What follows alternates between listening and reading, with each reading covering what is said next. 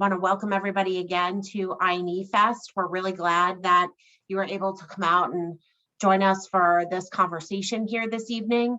My name is Andrea Yakinovich. I'm the Managing Director of Operation for the Duke I&E Initiative. I am also a Duke alum. I did my graduate work here, arriving at Duke 20 years ago this month, which is kind of hard to believe.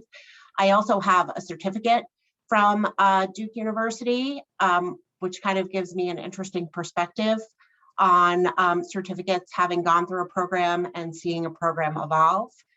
We're excited this evening to share a little bit with you about our core programming that you can engage in, our certificate program, our student founder program, Studio Duke, our arts entrepreneurship program, all the opportunities that exist for you in the social innovation space, the design space. It really is a nice suite of programming and an interesting opportunity for you to learn some additional skills outside your area of expertise. I said that I was a graduate student here 20 years ago, and at that time I arrived at Duke and basically I attended an orientation session and was told to get into the lab and get to work. There really was no opportunity to engage in an interdisciplinary fashion with students who are like-minded from a variety of different backgrounds and degree programs. So we hope that you learn more about the opportunities to engage with a variety of people and really get all that you can out of Duke, so you have the skills and resources to flourish in whatever you choose to do going forward. And with that, I want to remind everybody that this session is being recorded this evening. Please feel free to turn on your camera. We'd love to see your smiling faces. And that you see the agenda here. We're going to run through the programming. And with that, I'm going to kick it over to my colleague, Amy Linane, to tell you more about our graduate certificate program.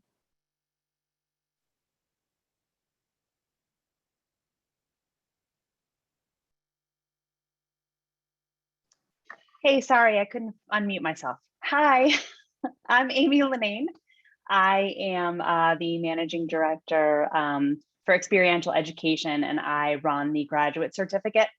So the Graduate Certificate is really, it's a great complement to your primary course of study. And I'm sure every person on this call has a different type of degree, primary degree that they're working on, and different types of goals.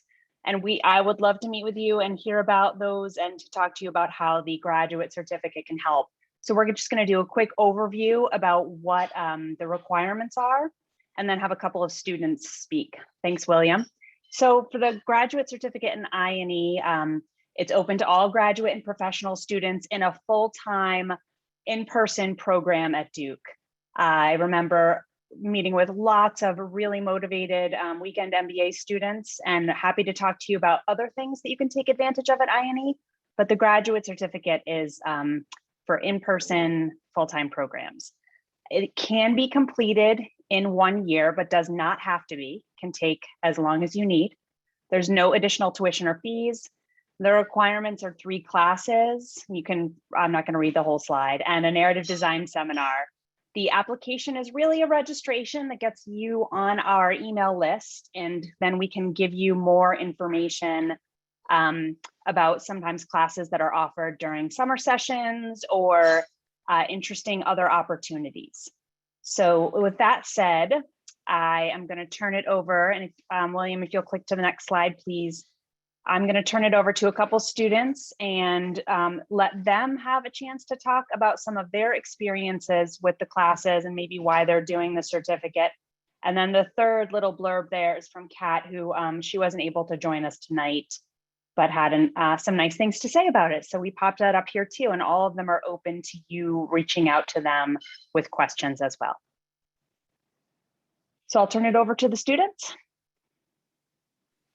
Hi, I'm Zinja. I'm a fifth-year grad student in classical studies, and I really like the flexibility of the program and making it relevant to your interest, that you have the ability to do so. So you can pick classes, as Amy said, in health, business organization, or in my case, I was in particular interested in innovation and design thinking and education. So I took a class on open design and innovation. And we tackled the problem of solving the human connection problem in the virtual learning environment when the pandemic hit. And I'm very excited that I got to know other grad students from other programs like Eduardo and Kat. Hi, everyone. My name is Eduardo. I'm fourth-year PhD student in medical physics.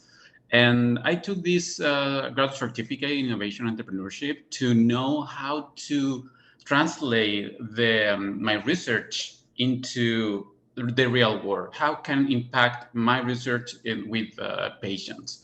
And for me, this journey in taking this graduate certificate had been amazing. I met amazing classmates, and also I had the opportunity to understand a new way how to resolve problems.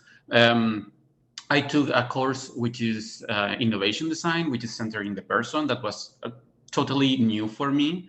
And I also had the opportunity to work with an NGO from India, and that experience was very fruitful for me. So for everyone who is interested or have interest in this certificate, I totally recommend it.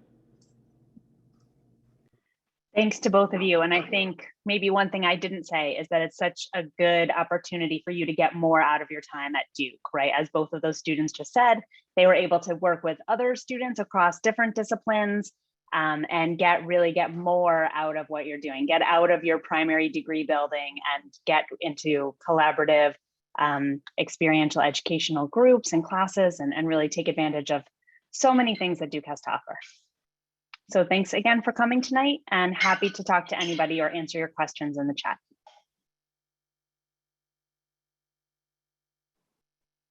Great, thank you so much, Amy. Next up is my colleague, Howie Ree, who runs up the Student Founder Program. Wonderful. Hi, everyone. It's great to be with you tonight. My name is Howie. The Student Founder Program is jointly run by the Duke Innovation and Entrepreneurship Initiative and the Duke Engineering Entrepreneurship Initiative out of the Pratt School of Engineering. Oops. So the Student Founder Program is a community for those students that want to basically explore starting their own startups and ventures. And our mantra for the program comes from Melissa Bernstein, who's created 10,000 products and is a Duke alum, which is to focus on unleashing your creative potential to make transformative products and services. Some examples of graduate students and professional students that have launched companies, some with us and some after they graduated before our program. Vadim Polakov has been a mentor in our program. He's raised $13 million for Legends of Learning, which is an app store for educational games, and previously sold Astrom Solar for $50 million. Juliana Blum and Shannon Dahl, they're PhDs in biomedical engineering. They're basically growing arteries on scaffolding. They've raised $517 million. Mitchell Gorecki, recent MBA student, he raised $2.7 million for Alcove, which is sort of like an Airbnb for renting rooms to live in. Babies is a pioneer in microfluidics. Vamsi Pamela is a longtime supporter, PhD in ECE. They've raised $70 million in funding for microfluidics for newborn screening. Michelle Egger is a recent MBA grad. She's raised $3.5 million for a better breast milk replacement. And last but not least, Matt Kane, Derek Jantz, and Jeff Smith. Derek and Jeff were postdocs. Matt was an MBA student. They've IPO'd their company Precision Biosciences, which is a gene editing platform similar to CRISPR, but proprietary. So these are just some of the types of students that we've worked with and the types of alumni that have been helpful to us and are helpful to us. Three main components of the program: one-on-one mentorship, personalized to you. What is it that you're working on and how can we help you? 2 is group coaching. So weekly coaching, you get matched with one group and you meet with that group each week with a pair of coaches. Speaker series with around 40 speakers in topics around entrepreneurship, but on many other subjects if you're trying to explore different topics. And also for the top participants in the Student Founder Program, you can join the Melissa and Doug Entrepreneurs, which includes $5,000 a summer intensive program, and the opportunity to pitch for funding, where we raise around $50,000 a year for our students. After the general Q&A, excuse me, please feel free to stay around. I'll be sticking around for a 15-minute breakout. Thank you so much.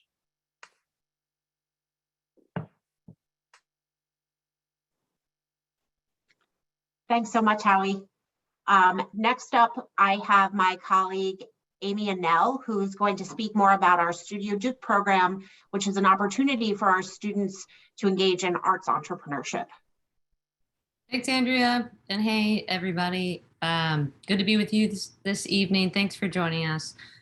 Hope you all are holding steady at this time.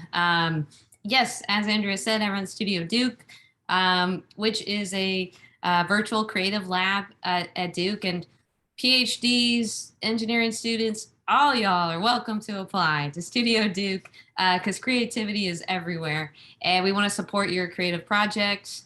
And we're talking digital media, film, screenplays, animation, manuscripts, music. I mean, it goes on and on. If you are curious if your project, an ongoing project you're working on is a good fit, just shoot me an email at amy.unell@Duke. I'll put it in the chat. Without further ado, though, I want you to meet a very special Studio Duke student who graduated last year. Paul, come on up. Paul worked with Rob Chavis, executive producer at the ABC show Blackish. You may have heard of that show. He's a Duke alum, and he worked with Paul on Paul's screenplay. So, Paul, tell us about your project and the mentorship as part of Studio Duke. Yeah, I'd love to. Thank you, Amy. I'm definitely honored to represent Studio Duke at today's panel. And I have a few points I want to go over about my experience. So specifically how you can take your creative projects to the next level, a bit of my experience with my mentor, as well as the cohort of other creative students who are in Studio Duke. So to start with, taking your ongoing project to the next level, there's really two facets to the question. There's your actual creative process, your creative project, and then there's what you do after it. So how Studio Duke benefited me in terms of my creative project was I'm getting a professional opinion, a professional advice. As Amy said, my mentor is Rob Chavis. I actually had a call with him, yesterday, and he's working on the final season of Blackish. So to have someone of his rapport actually read my work and give me detailed feedback on it and actually meet with me to discuss it was absolutely invaluable. And in my experience, Rob really made a lot of time to make himself available. I remember literally FaceTiming him while he's on set, because he was one of the few writers that was allowed in the bubble. And beyond that, I'm also getting industry advice. Once you have your final product or a project that's in its advanced stages, there's the question of what do you do after that. So being able to talk to someone who's gone through that process and can answer questions like, when should I try to look for an agent, or when should I try to look for a manager, or how do I get people to read my script, is all incredibly valuable. And as well, it's not, your relationship with your mentor isn't only about the creative industry. And some of the most valuable advice that I received from Rob actually had nothing to do with my project. It had nothing to do with the entertainment world. So moving on to my mentor, which I already talked to, is, all Duke alums in my experience really want to help out their fellow Dukies. And, like I said, Rob was always super willing to meet and read my work. And we really developed, a two-way relationship. So as much as I was sending him things to read, he would send me works and ideas that he was working on. So again, just having that relationship was one of the most valuable things that I've received in my Duke experience. And your relationship with your mentor really is, it's really your oyster, and it's what you choose to do with it. So you can use them or not use them as much or as little as you want. And then, second is really the cohort of students. When you're a young creative, especially at this age, one of the most valuable things is to get ears and eyes on your work, whether that's a screenplay or a documentary or a photography portfolio. And, in my experience, the only people that would really read my screenplay were my mom and one of my friends. And, that's nice, but, your mom isn't really going to tell you that your work sucks, right? She's going to tell you the very opposite. She's going to tell you that it's great. And it feels good, but that's the least valuable opinions. So, because you're not learning anything. So one of the good things about the cohort is you're with other talented, creative students who can give you quality opinions so that you can improve your work and make it and bring it to its full potential. And, beyond the students you're with, we have what's called Studio Duke Monthly, where we have an alum come and speak with the cohort. And in my year, that ranged from legal counsel at Netflix to professional cinematographer to business executives at CVS Viacom. So in addition to your mentor and the students in your cohort, you also have access to all these other professionals. So you can kind of pick their brain, learn more about the different aspects of entertainment, whether that's the legal side, business side, or the filmmaking side, and make connections with them. So to kind of summarize everything, if you have a creative project, whatever it is, and you want to get advice on it, take it to the next level, join Studio Duke. That's all I got to say. Thank you.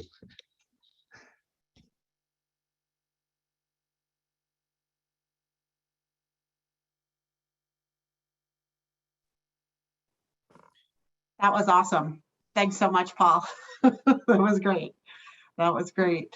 And it was great for me to hear your first person feedback as somebody who's a little bit removed from the program about how valuable an experience it was and what a good relationship and rapport you established with your mentor, who's clearly an experienced and busy, successful individual. That's awesome. That's awesome.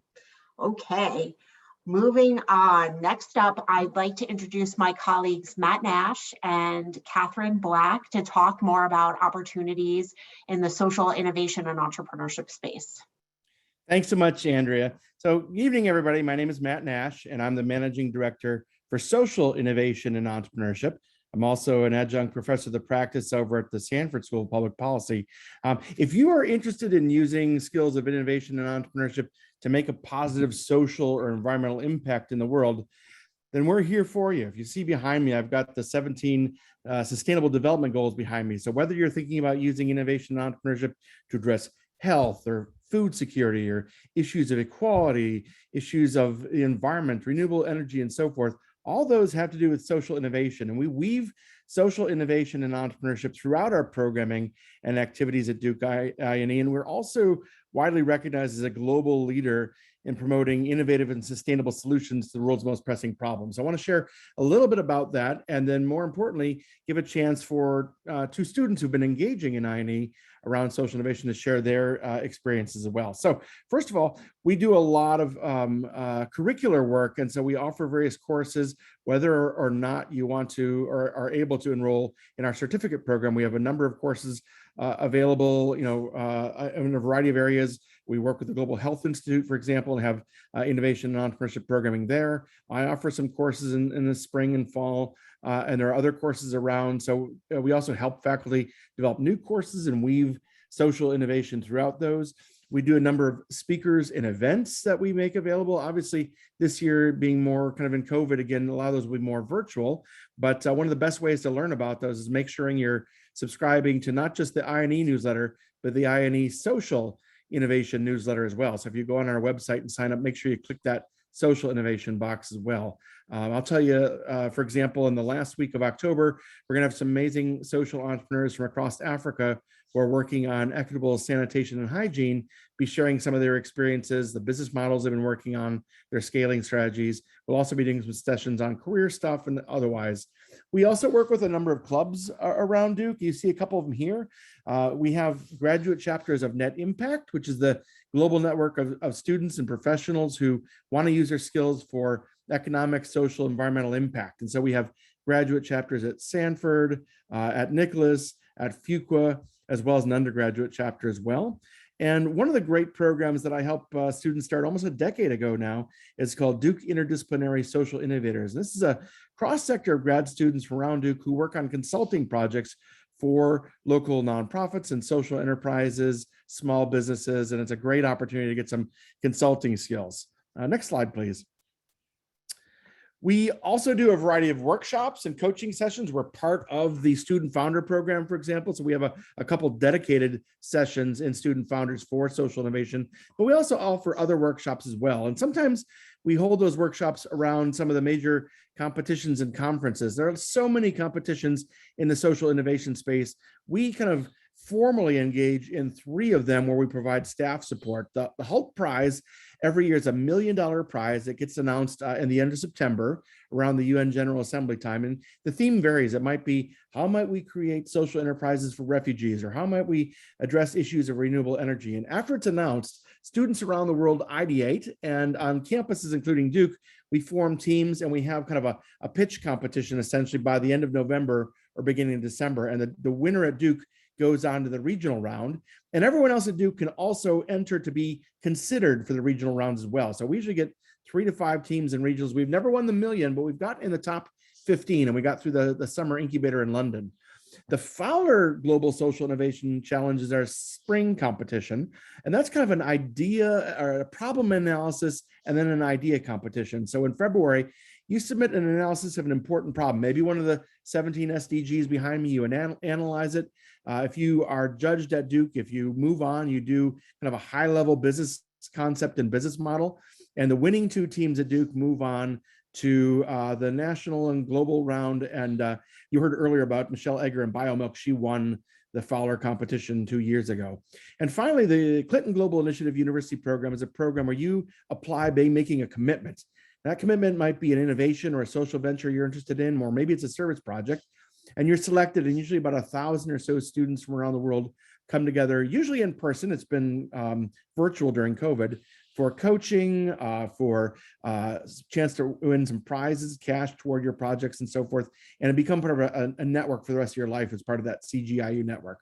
And the last thing I want to point out before I give you a chance to hear from Philile and Patrick is an exciting partnership we have with UNICEF, where we call the Duke UNICEF Innovation Accelerator. And this is a program where we're looking around the world for existing social entrepreneurs who have promising innovations for children. And what we do is we work with them for about 2 years to build their capacity to scale impact. A lot of our research at Duke in this space over the last 20 years has been how you take an innovation and scale it up to have greater impact. And so our first cohort has been focused on menstrual health and hygiene in East Africa, which is coming to an end this fall. And our second cohort we launched in the spring is around equitable sanitation and hygiene across Africa.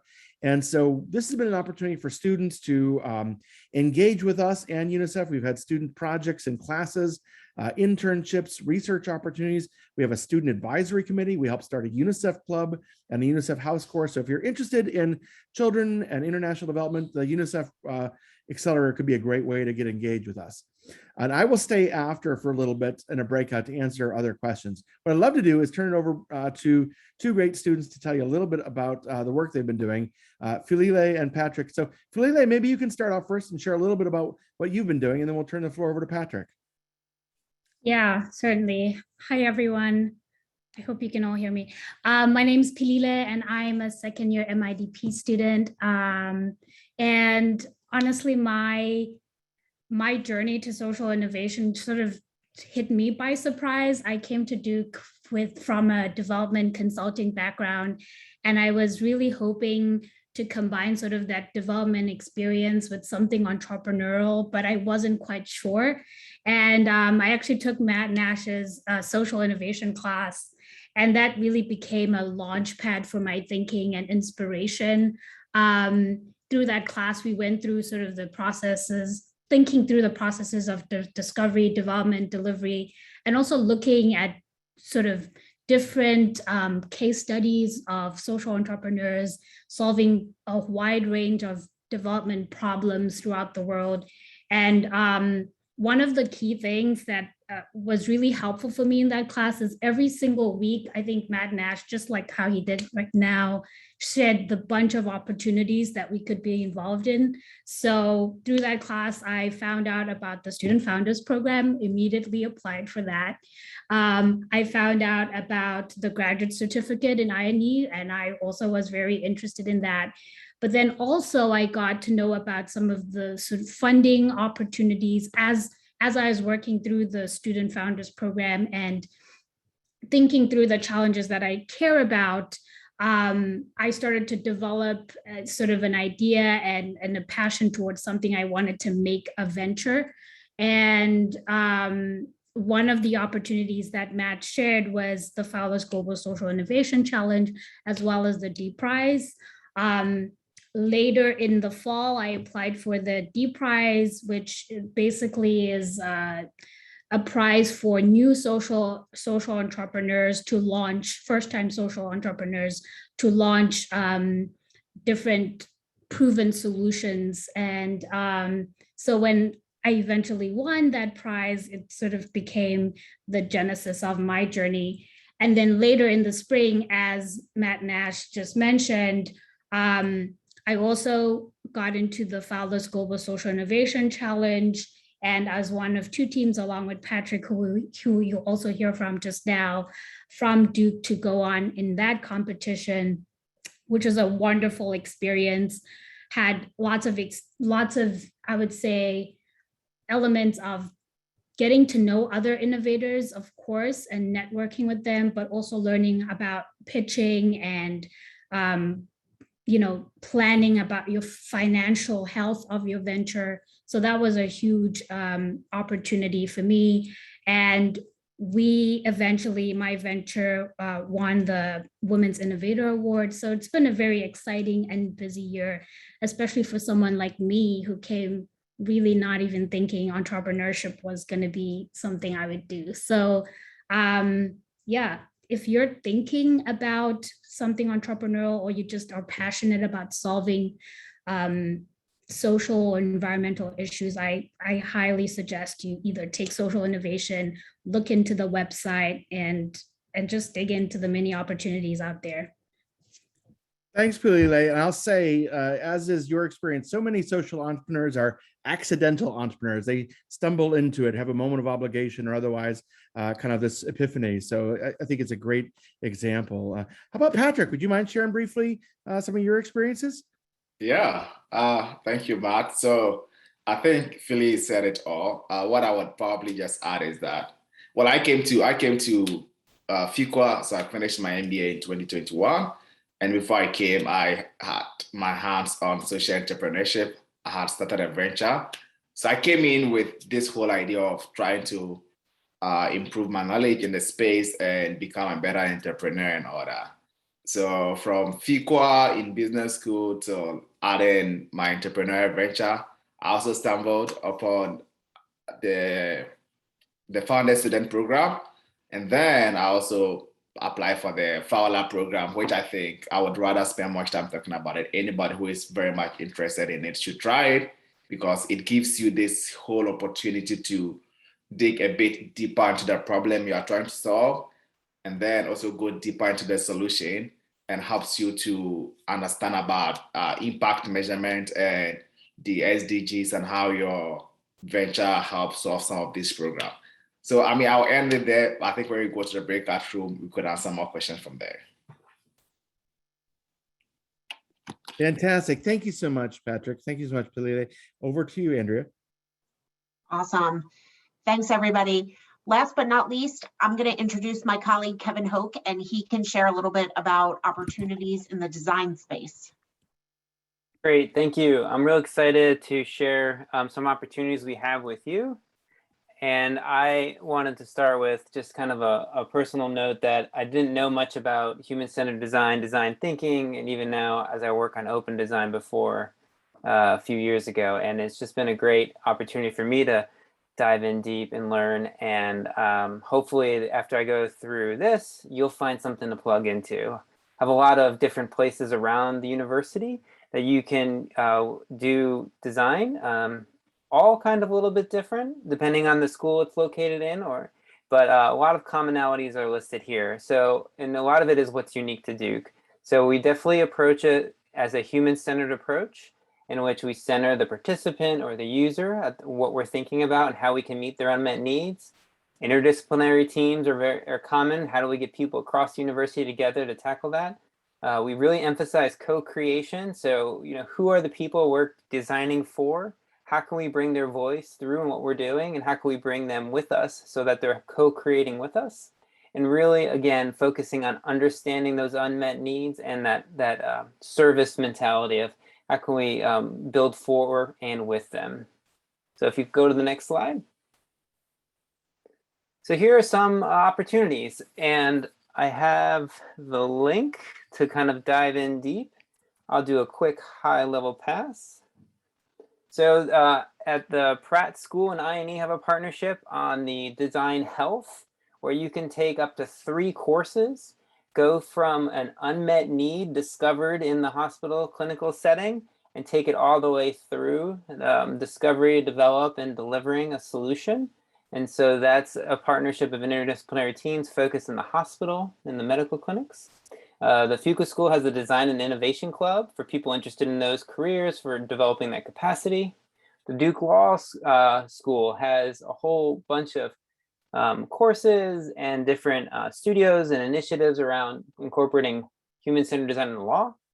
We have an open design studio for undergraduate and graduate students. It's an equity focus at the center of a human-centered design approach, and Eliza will talk about her experience in that in a second. The Digital Governance Design Studio is a part of the law school as well. And so these are all a mix of courses and organizations for you to kind of dig into this idea of using a creative solving problem process to solve unmet needs. And then we also have some space I'll highlight to kind of make things, right? Related to design thinking and human-centered design, but also just design. So we have the Innovation Collab, has a lot of courses, a lot of experimental places. And then we have the Foundry as well. Organizations or individuals can go and build and create things there. So take a look at all those, and I'll turn it over to Eliza. She's going to talk about her experience in the Open Design Studio.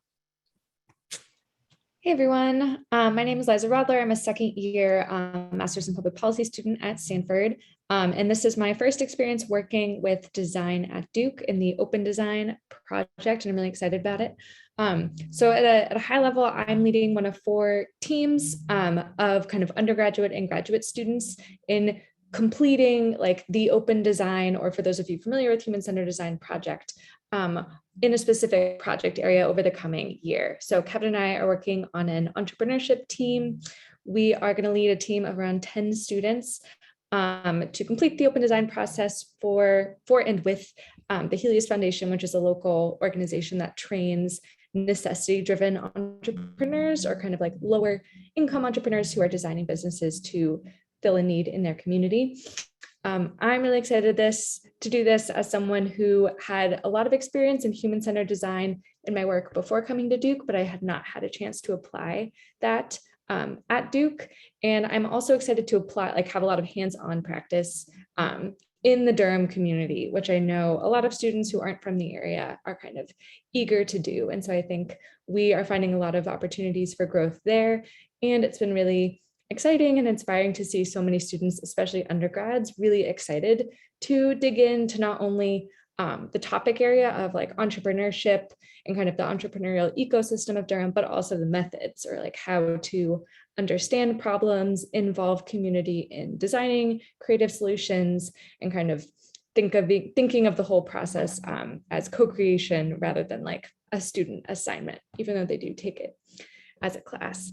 So I'm really excited for this. Happy to talk to anyone else who has questions about this space, but also excited to reach out to some of you in the future with questions and to get your feedback. So I'll hand it back over to you, Kevin. Great, thank you. And I didn't have it on the slide, I realized. We do also have courses. A lot of what I spoke about has credit options, and some of them are co-curricular or you don't have to have for credit, but take a look at courses too, and it'll highlight design as well. But thank you all. Happy to answer any questions. Thanks, Kevin.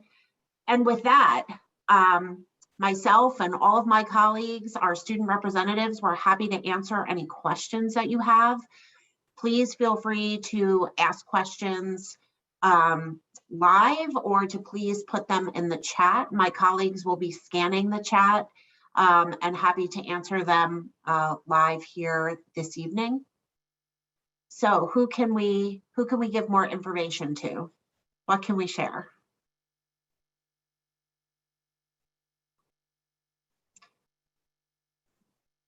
I know we threw a lot of information out at you. I would encourage you to check out the INE Fest website. That is a one-stop shopping, if you will, to find additional information, to link out to the specific program and opportunity websites. You can also find videos there to learn a little bit more about the different opportunities, the programs, the student perspective on what it's like to participate in those programs.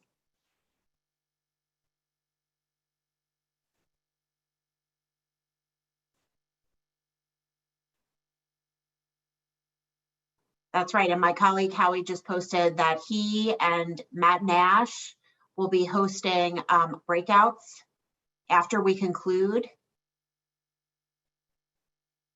for people who are interested in student founder program or social innovation opportunities. Yes, we will share the INE Fest link. William, can you put that up in the, oh, there we go. Thank you, Siddharth, awesome.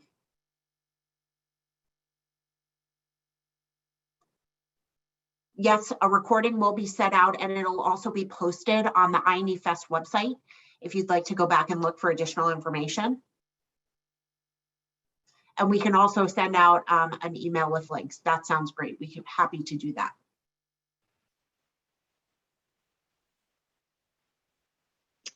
Hey, Andrea, can I jump in for a second? Please do. So, you know, I can only see Andrea, so I forget that you all see my name is on there. I almost reintroduced myself. I just wanted to say for Hillary, your question about your program only has one INE approved elective. So far, the INE graduate certificate was approved last summer, and we are working with every department to try to find out which classes that they offer that are experiential and interdisciplinary and could possibly be used for an elective for our certificate. So if you know of any, please send them to me. And we have 5 or 6 more to add in the next few weeks. So that's something that we're working on right now. And if you want to talk about your individual program, you know, please reach out to me and I can let you know if there's any others specific to yours.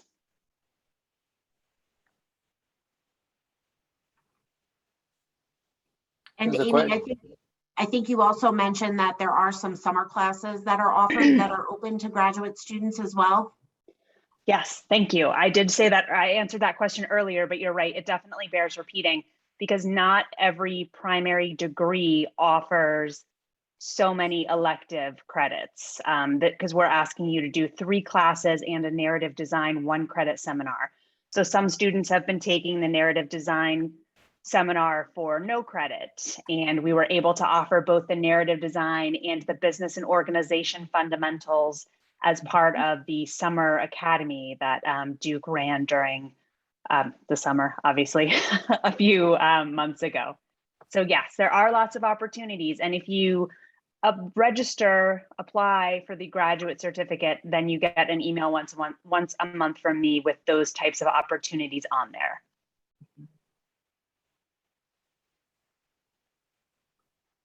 Great.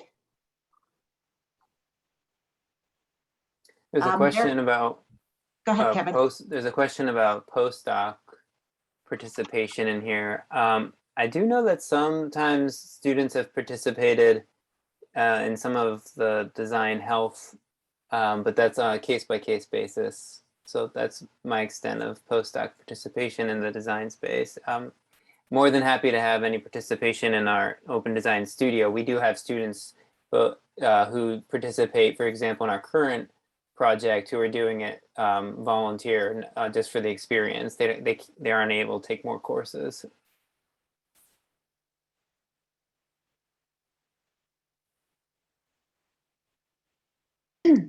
I'll jump in again. So Jade asked if the Bass Connections courses count towards the certificate. Sometimes, which unfortunately I think is going to be a lot of answers, my answers to a lot of the questions, but some of the Bass Connection courses, yes, like the one that Kevin is doing, definitely, because obviously we know more about it, but happy to look at any of the projects. And I'll just say really quickly, the student founder application is per term, which Howie answered in the chat. Okay, great. Awesome. And to stay on top of deadlines and registrations for programs, I'd encourage everyone to sign up for our newsletters and to follow our social media. William Rogers, give everybody a wave, William. He runs our social media and is a member of our communications team and does a really great job of making sure people are in the loop about programs, opportunities, due dates. So included in the links that we'll share, and I think there was a link in the chat a little further up. I'll put it in again towards the end of the conversation. There's just a quick sign up form and you'll stay in the know. I do have one question. This was really great, first and foremost. So much information, and you guys are all super helpful. Can you maybe highlight, this is maybe a question for Kevin and Howie, what the differences are? Like if somebody has an idea, they want to design it and maybe potentially turn it into a company, what sort of program they would potentially join, if that would make more sense to do the student founder or apply for the student founder, or if it makes sense to maybe do the design program first. This is Howie here. I'm almost solely focused on helping students to start companies and ventures. So, I think that in terms of just order of operations, it just depends on your situation, but if it comes down to it and you're just ready, you're like, let's do this, then that is a good fit for our program. Or even if you're just thinking about it, that's a good fit for our program. And I'll say that a lot of the things I highlighted in the design space, a lot of them are students working together in a program that they're like looking for a need to work on. And so once they found that and it moves towards a company, then they can go into kind of what Howie's talking about as well. So it just depends. And I would say a lot of the design ones, they're looking and people don't have, something they're coming in with. So hopefully that helps. It did, thank you. Hey, Kevin, this is Matt. To piggyback on that, would you say it'd be fair to say that many of the design projects are based on community identified needs and it's a team-based solution versus a student coming up with a need for many of your projects? Is that correct? That's a commonality, I'd say, across all those programs I showed. Yeah, it's a good point.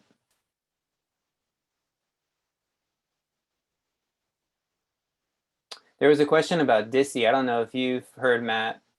It went fast. I did not see the question, but if you go to the DISI website, I can put it in chat in a moment. There are applications there for local nonprofits and for students. I don't remember the timeline this year, but I will try and post the, it's a student club and student organized. I don't know if we have any of our DISI leaders here today, but if not, I will go ahead and post the link in chat in just a moment.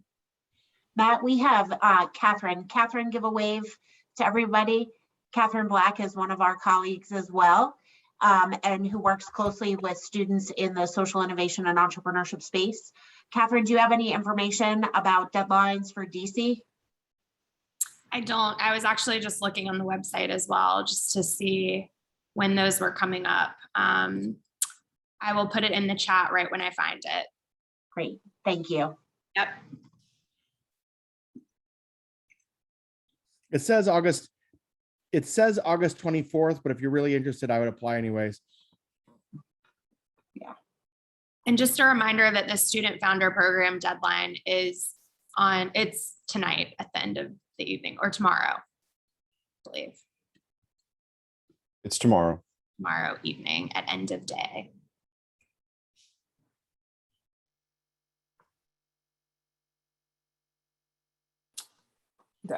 We haven't posted yet. I'm going to post, there's a few people at Fuqua asking questions, and I'm going to just post the Fuqua Center for Entrepreneurship. I had it pulled up, but I closed it. I'll find it real quick unless anyone else is quicker on their search. But you should also spend some time with Jamie and Stefan. If you're interested in social entrepreneurship case, the Center for the Advancement of Social Entrepreneurship over at Fuqua is great too. I used to be the executive director there. I'll put their link in chat too. Mm-hmm.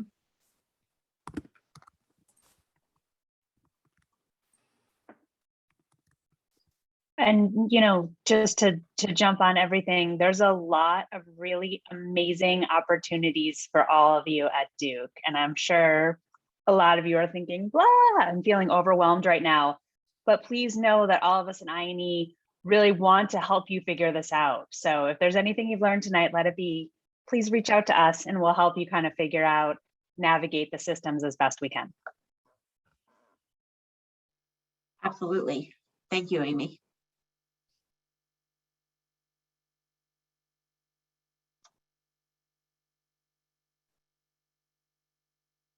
Okay, Howie just posted in the chat that the break rooms for the Student Founder Program and Social Innovation are now open. If you'd like to join Howie and Matt for a few minutes to ask some more specific questions about those programs, please feel free to join. Are there any additional questions before we wrap up the full group Q&A that we can answer?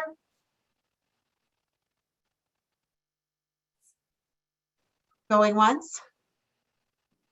Going twice? Awesome. Well, want to thank everybody for joining us this evening. Want to remind everybody that innovation and entrepreneurship is agnostic of all different sectors, areas of expertise. We need innovation and entrepreneurial spirit across the board.